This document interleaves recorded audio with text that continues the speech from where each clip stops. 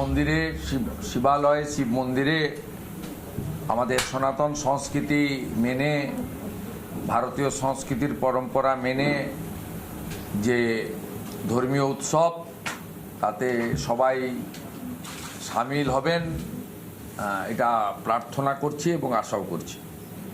আমাদের আজকের talking point আপনাদের সামনে, এর আগেও আমি আমাদের বিধাননগরের যে বিজেপির ওয়ার্কিং প্লেস রয়েছে সেখান থেকে আমি বিস্তারিতভাবে কয়েকদিন আগে জানিয়েছিলাম অন্তর্বর্তী বাজেটের পরে যে পশ্চিমবাংলার 2,15,00,000 বেকার সৃষ্টিকারী 51টি কর্মবিনিয়োগ কেন্দ্রে তালাচাবি লাগানো, 1 কোটির কাছাকাছি পরিযায়ী শ্রমিক যিনি তৈরি করেছেন তথাকথিত মা মাটি মানুষ সরকারের মাননীয় মুখ্যমন্ত্রী এবং তার সরকার শিক্ষিত বেকার যুবক যুবতীদের সঙ্গে 2013 সাল থেকে লাগাতার প্রতারণা এবং চালাকি করছেন। 2013 সালে তৎকালীন অর্থমন্ত্রী ডক্টর অমিত মিত্রর বাজেটে যুব উৎসাহ প্রকল্প, যা 2013 সালের অক্টোবর মাসে নেতাজি ইন্ডোর স্টেডিয়ামে যুবশ্রী প্রকল্প এবং এমপ্লয়মেন্ট ব্যাংকের ঘোষণা, 17 লক্ষ আবেদনকারীর আবেদন নেওয়া, 1 লক্ষ আবেদনকারীকে মাসে 1,500 টাকা করে কিছুদিনের জন্য ভাতা দেওয়া, বাকি 16 লক্ষ আবেদনকারীকে অপেক্ষাতে থাকতে বলা, 1 লক্ষের চাকরি হয়ে গেলে বাকিরাও ক্রমান্বয়ে চাকরি পাবেন, এই রকম মিথ্যা প্রতিশ্রুতি নেতাজি ইন্ডোর স্টেডিয়ামে আধিকারিক মন্ত্রীদের রেখে বেকার যুবক যুবতীদেরকে বড় বড় স্বপ্ন দেখিয়েছিলেন, প্রতিশ্রুতি দিয়েছিলেন 14 সালের লোকসভা নির্বাচনে বৈতরণী পার হওয়ার জন্য। সেই যুবশ্রী প্রকল্পের মৃত্যু ঘটিয়েছেন এই মুখ্যমন্ত্রীর নির্দেশে তার অর্থমন্ত্রী ডক্টর অমিত মিত্র, যিনি 17-18 অর্থবর্ষ থেকে এই যুবশ্রী প্রকল্পে কোনো বরাদ্দ রাখেননি এবং এমপ্লয়মেন্ট ব্যাংক তুলে দিয়ে 17 লক্ষ আবেদনকারীর যে আবেদন ছিল সেই আবেদন কোথায় গেছে, কেজি দরে বিক্রি হয়েছে না অন্য কিছু হয়েছে না পুড়িয়ে ফেলেছেন আমরা জানি না। এই 17 লক্ষর তালিকা আমাদের হাতে আছে, আমরা তাদের প্রত্যেকের সঙ্গে সম্পর্ক করব এবং তারা তাদের অভিজ্ঞতার কথা জনমানসে তুলে ধরবেন ক্রমান্বয়ে।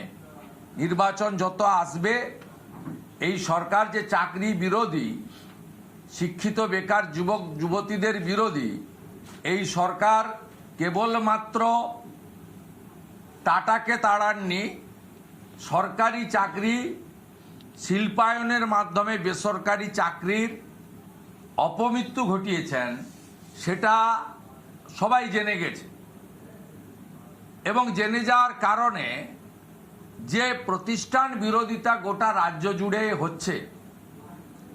আমরা করোনা কালে মাননীয় প্রধানমন্ত্রীর দেওয়া শ্রমিক স্পেশালের মাধ্যমে দেখেছিলাম যে কত লক্ষ লক্ষ আমাদের বাড়ির যুবক বন্ধুরা ভাইরা পেটের টানে সংসার চালানোর জন্য ভারতবর্ষের বিভিন্ন রাজ্যে তারা পড়ে আছেন, তাদের থাকা খাওয়া তাদের নিদারুণ কষ্টের মধ্যে তারা পড়ে আছেন। এটা আমরা সেদিন দেখেছি, লাইন দিয়ে কোয়ারেন্টাইন সেন্টারে আমাদের যে সোশ্যাল ডিস্টেন্সের জন্য 7 দিন করে সব জায়গায় সরকারিভাবে রাখা হয়েছিল, স্কুল কলেজ পাঠাগার ইত্যাদিতে। সেটা আমরা দেখেছি যে কি ভীষণ পরিযায়ী শ্রমিক পশ্চিমবাংলার তৈরি হয়েছে, যেটা আগে বিগত দিনে স্বাধীনতার আগে পরে অবিভক্ত বিহার, ইউপি থেকে, উড়িষ্যা থেকে আমাদের এখানে মানুষজন আসতেন। উল্টো যা হয়েছে, মানুষ সেটা 2020 সালে করোনা কালে সবাই দেখেছেন, 21-এও দেখেছেন করোনা থার্ড ওয়েভের সময়। মুখ্যমন্ত্রী সবকিছু বুঝে তিনি এবারের অন্তর্বর্তী বাজেটকে তিনি নির্বাচনী একটি লিফলেটে পরিণত করেছেন অর্থনৈতিক পরিভাষায়। সেখানে তিনি এই অন্তর্বর্তী বাজেট এপ্রিল, মে, জুন, জুলাইয়ের, কিন্তু ফেব্রুয়ারি মাসে তার ভোট এত বালাই এবং অভয়া থেকে দুর্গাপুর আইকিউ সিটি, কালকেও একটা ফোন কল ভাইরাল হয়েছে যেটা আমি সোশ্যাল মিডিয়ায় পোস্ট করেছি। পূর্ব মেদিনীপুরের কাঁথি 3 ব্লকে একটি গ্রাম পঞ্চায়েতের তৃণমূলের মহিলা প্রধানকে পঞ্চায়েত সমিতির সভাপতি বিকাশ বেচ তার কক্ষে ডেকে তাকে শারীরিক নির্যাতন করেছেন, যেটা গতকাল পূর্ব মেদিনীপুর জেলার এসপি ইনচার্জ, যাকে মুখ্যমন্ত্রী পাঠিয়েছেন, মাননীয় মিঠুন দের চেম্বারে সালিসি সভার মাধ্যমে নিষ্পত্তি হয়েছে।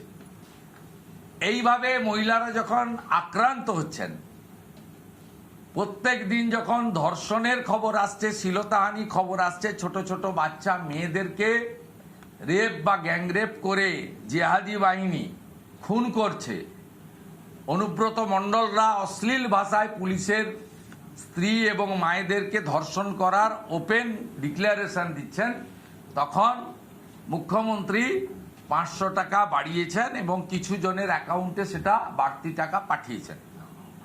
এটার সঙ্গে ভোট অন অ্যাকাউন্টের কোনো সম্পর্ক নেই, এটা সিম্পলি অ্যাডিশনাল বাজেট ডিক্লেয়ার করে ফেব্রুয়ারি মাসের ডিক্লারেশন দিতে পারতেন, কিন্তু অর্থনীতির এবিসিডি মানেন না। যা কিছুদিন আগে নির্মলা সীতারামনজি সংসদের দুটো কক্ষে দাঁড়িয়ে পশ্চিমবঙ্গে কি চলছে, indiscipline of the financial rules and regulation, ক্যাগের রিপোর্ট ভাইলেশন, এগুলো বলেছেন। এরপরে আগামীকাল থেকে একটি বড় নাটকের জন্য বাংলা অপেক্ষা করে আছে। যেভাবে 17 লক্ষ ফর্মের অপমৃত্যু ঘটিয়েছেন বেকার যুবক যুবতীদের, যুবশ্রী যুব উৎসাহ প্রকল্পের মৃত্যু ঘণ্টা বাজিয়ে দিয়েছেন মাননীয়া, ঠিক আগামীকাল থেকে শিব চতুর্দশীর দিন, ওনার তো নত্যসত্য জ্ঞান থাকে না যে হিন্দুদের বড় উৎসব আছে কালকে, ওনার খেয়াল নেই যে এই রাজ্যের কয়েক লক্ষ পরীক্ষার্থী তারা 12 তারিখ থেকে 27 তারিখ পর্যন্ত উচ্চ মাধ্যমিক পরীক্ষা দেবেন।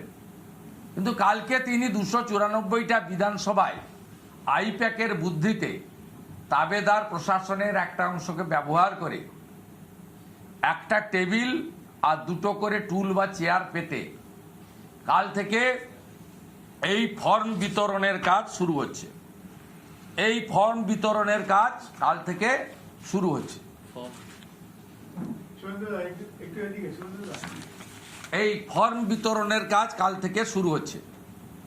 মুখ্যমন্ত্রী ভালো করে জানেন যে 2013 সালের যুবশ্রীর যেভাবে অপমৃত্যু ঘটিয়েছি, নির্বাচনে আরেকবার যদি জিতে আসতে পারি এটারও অপমৃত্যু ঘটাবো এবং পশ্চিমবঙ্গটাকে গ্রেটার বাংলাদেশে পরিণত করব।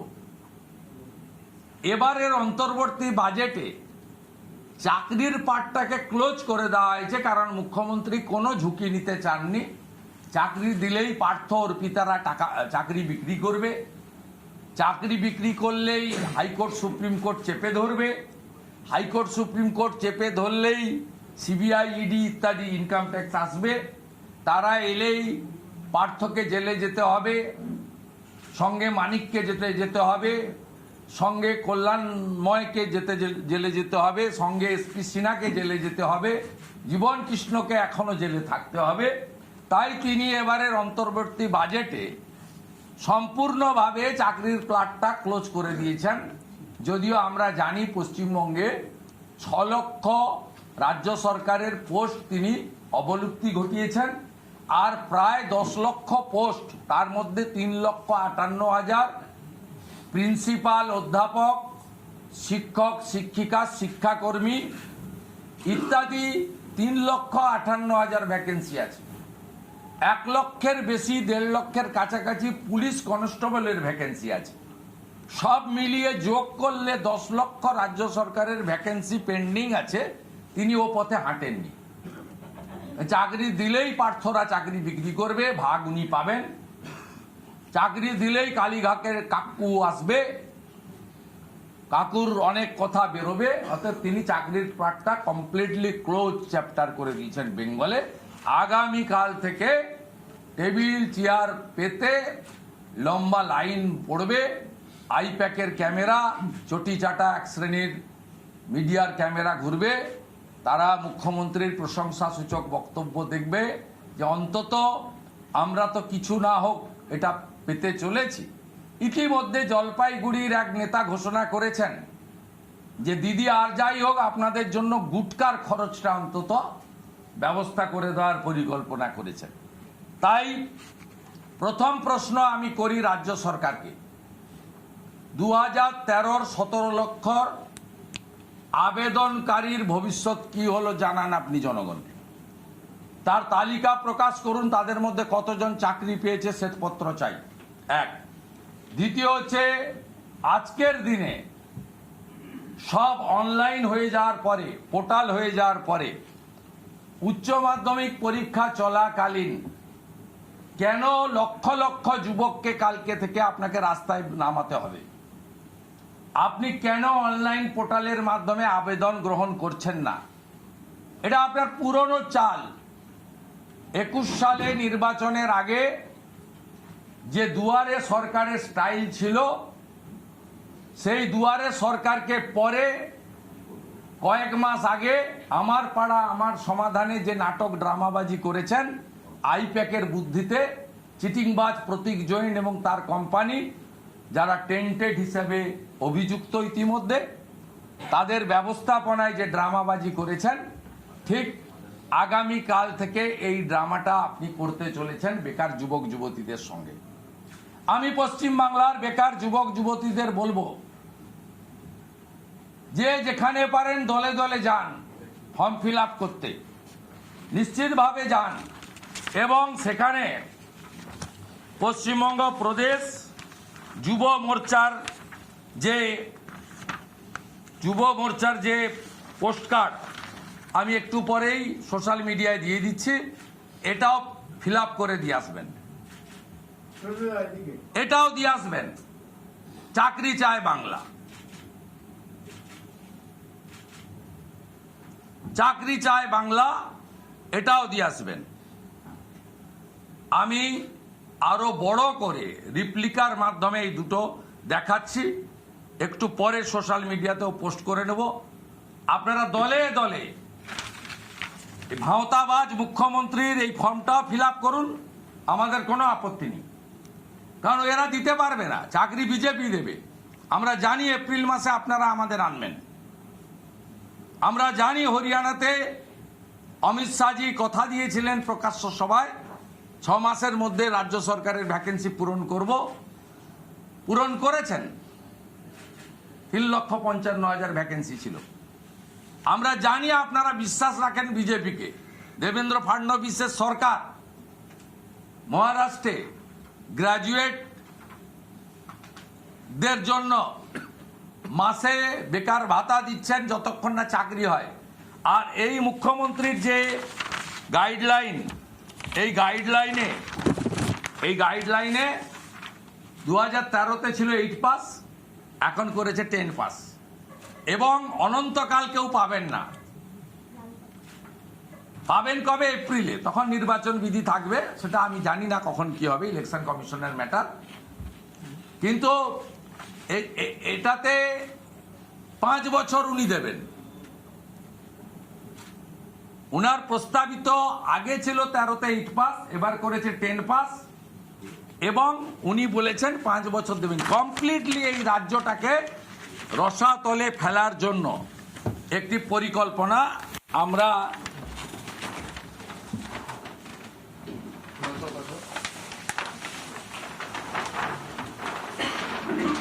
ধরতে হবে, ধরি দেবে।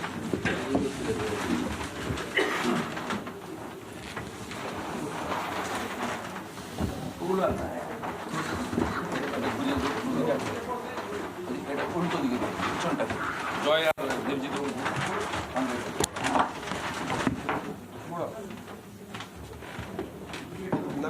হ্যাঁ উল্টো একই হচ্ছে না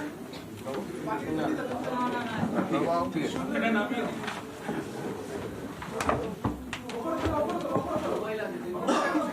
উপরে তোলা যাবে না, মুখ কাটবে।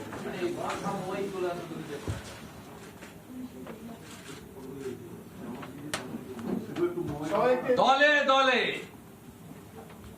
ঢপবাজ ফেরেববাজ 420 তৃণমূল সরকারের ফর্ম ফিল আপ করবেন, আমাদের কোনো আপত্তি নেই। এটাও করবেন, চাকরি চাই বাংলা। চাকরি চাই বাংলা। 2,15,00,000 বেকার, 2,15,00,000 বেকার। 2013 সালের 17 লক্ষ ফর্ম কেজি দরে বিক্রি করেছে এই সরকার।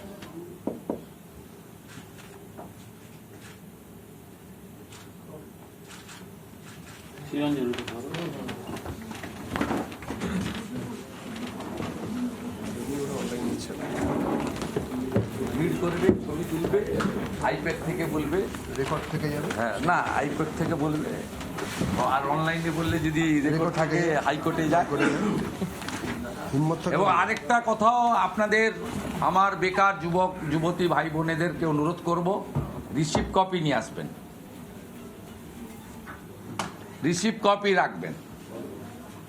এই চিটিংবাজদের চিটিংবাজি আইপ্যাকের বুদ্ধিতে আপনারা এটা নিয়ে আসবেন এবং খরচা করে জেরক্স করবে, ছবি দেবে, তারপরে শুনে ফেলে দেবে কেজি হবে। এবং পয়সা খরচ করে ফটো দিতে হবে, জেরক্স দিতে হবে। পরিযায়ী শ্রমিকরা যদি, বা পরিযায়ী শ্রমিক শুধু নয়, পরিযায়ী কোনো শিক্ষিত যুবক যুবতী যদি থাকেন তাকে গাড়ি ভাড়া করে আসতে হবে, কারণ অনলাইনের কোনো ব্যবস্থা নেই, অল ম্যানুয়াল এবং অফলাইন। যেমন কিছুদিন আগে আপনারা দেখেছেন সুপ্রিম কোর্টের নির্দেশে এসএসসি যে পরীক্ষা হয়েছিল, সেই পরীক্ষাতে 750 টাকা করে এক্সাম ফি নেওয়া হয়েছিল। 10.5 লক্ষ ছেলের কাছ থেকে নিয়েছে, ছেলে মেয়ের কাছ থেকে। অথচ সেই পরীক্ষাটা কেবলমাত্র যারা টেন্টেড তাদের বাদ দিয়ে 14 সালের যারা অ্যাপ্লাই করেছিল তাদের ক্ষেত্রে বলা হয়েছিল 16 সালের যে পরীক্ষা হয়েছিল, 16 সালের যে পরীক্ষা হয়েছিল তাদের ক্ষেত্রে বলা হয়েছে, কিন্তু 10.5 লক্ষ লোকের কাছ, ছেলে মেয়ের কাছ থেকে 750 টাকা করে তুলে নিয়েছিল। এই চিটিংবাজ, ফেরেববাজ, মিথ্যাবাদী সরকার পশ্চিমবাংলায় সব ধ্বংস করেছে। ঠিক নির্বাচন ঘোষণার আগে 15 দিন ধরে উচ্চ মাধ্যমিক পরীক্ষা চলাকালীন এই ড্রামা করছে। তার বিষয়ে আজকে আমার মূল বক্তব্য ছিল, উনি কাল থেকে যা যা করতে চাইছেন, আপনাদের যা যা করা উচিত, সেই বিষয়ে আমি এখানে কিছু তথ্য এবং বক্তব্য রাখলাম। প্রশ্ন থাকলে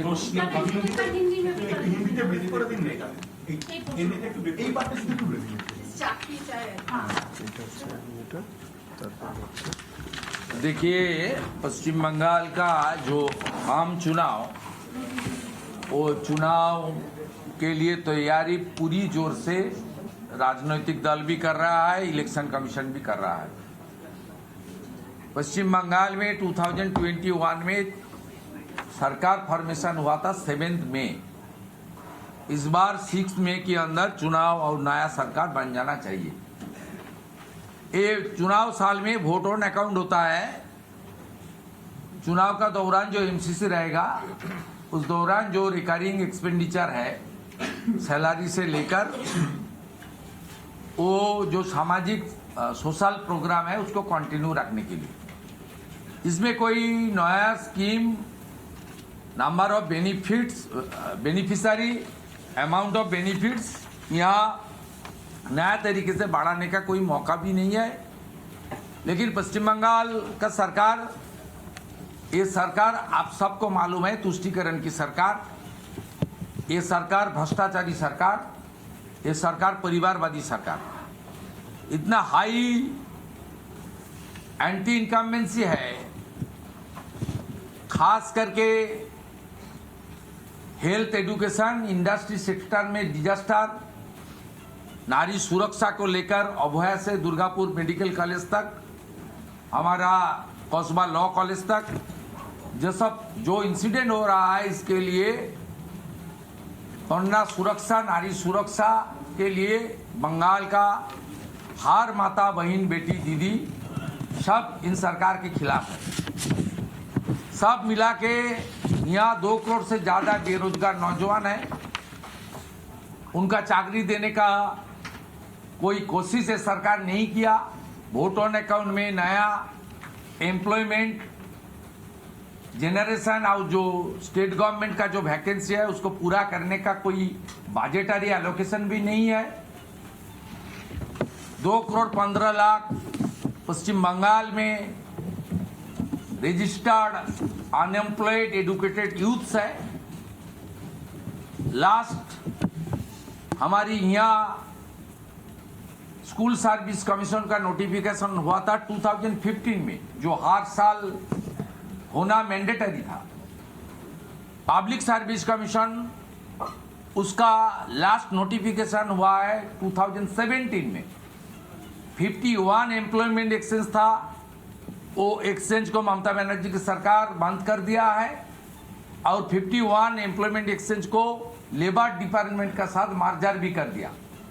2013 में जो आज काल से ये फॉर्म डिस्ट्रीब्यूशन करने का वो लोग प्लान किया,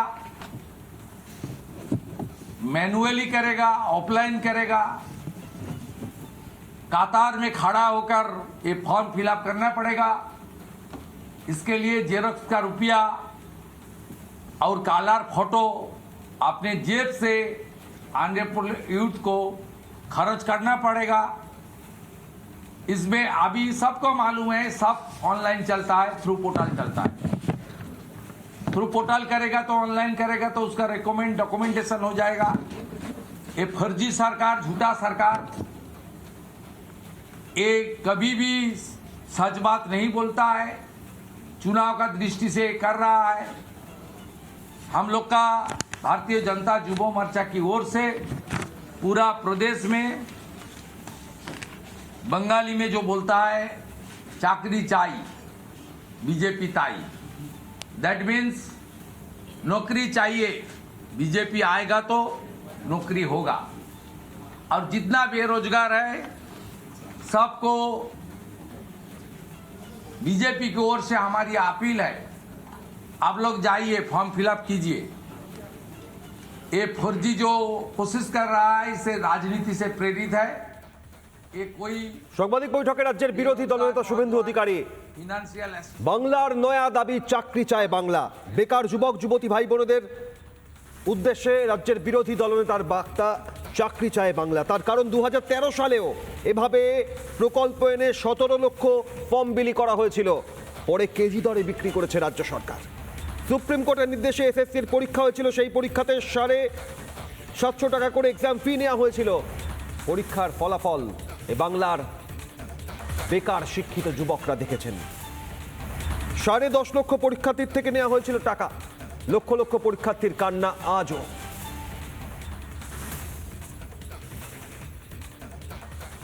बेरोजगार शिक्षित युवा है, एम्प्लॉयमेंट एक्ट खत्म है।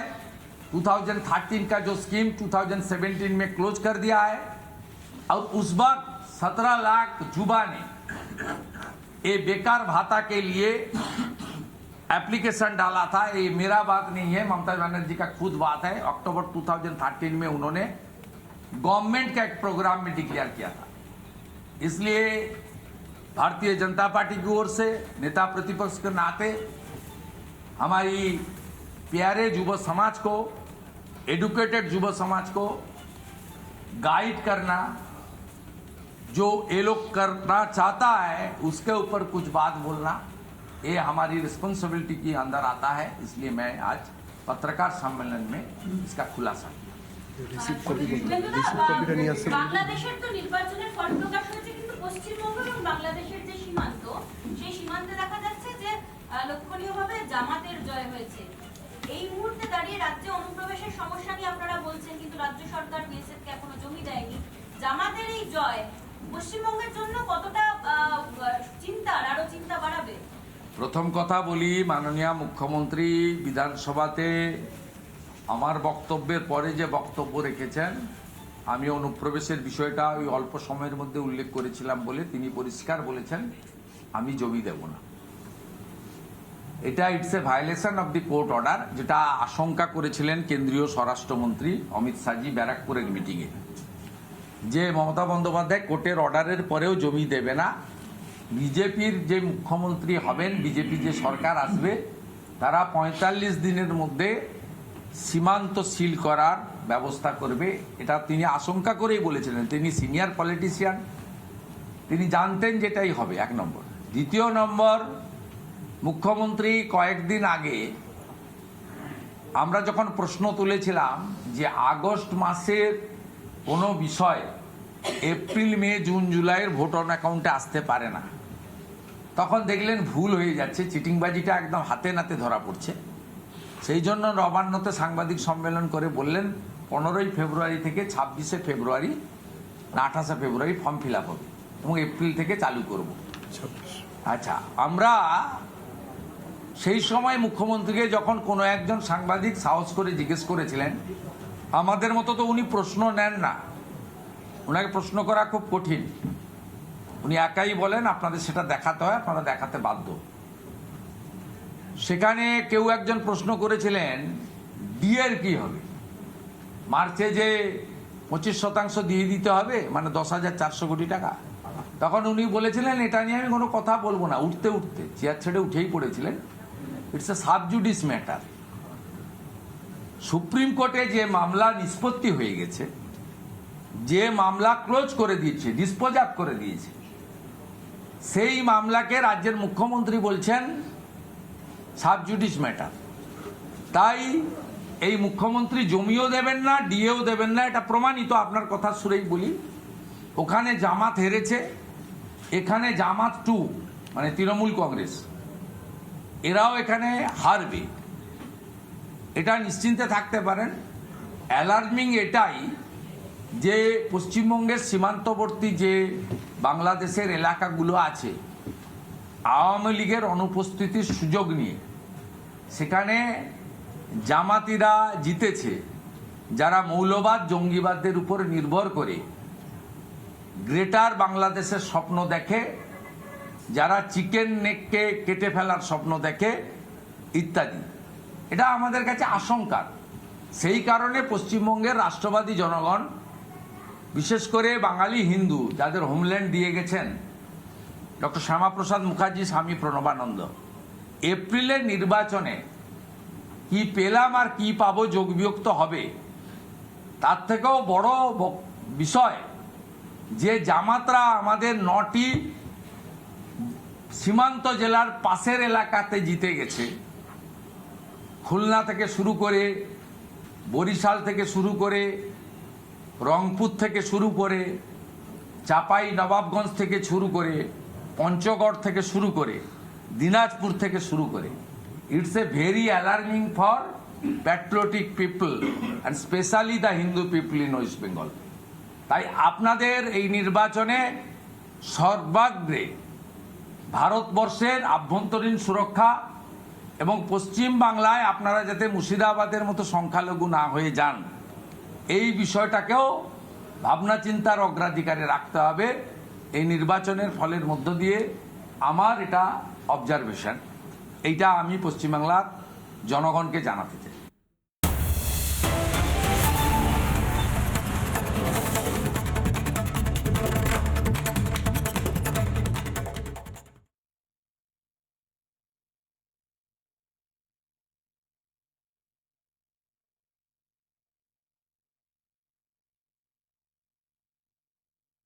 নানা ধরনের কন্টেন্ট দেখার জন্য লাইক করুন, শেয়ার করুন আমাদের ফেসবুক পেজ, সাবস্ক্রাইব করুন আমাদের ইউটিউব চ্যানেল।